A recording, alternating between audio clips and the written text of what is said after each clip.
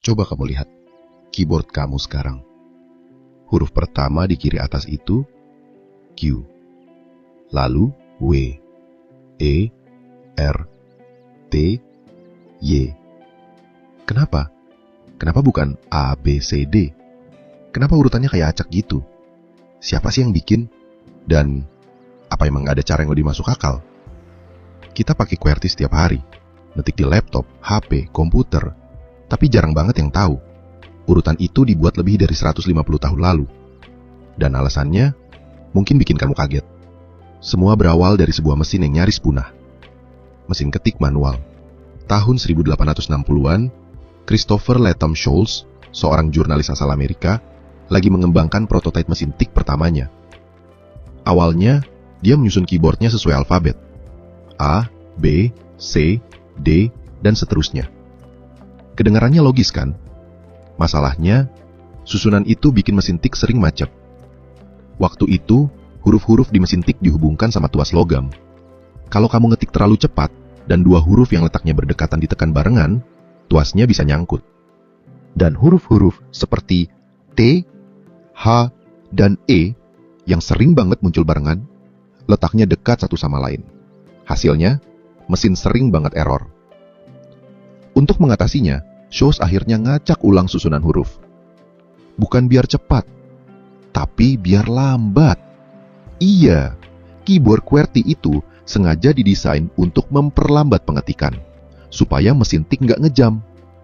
Dan anehnya, walau sekarang kita pakai layar sentuh dan keyboard digital, QWERTY tetap dipakai. Tapi tunggu dulu, ceritanya belum selesai. Setelah QWERTY populer, banyak orang mencoba menciptakan layout yang lebih efisien. Salah satu yang paling terkenal, Dvorak Keyboard, yang dibuat tahun 1930-an.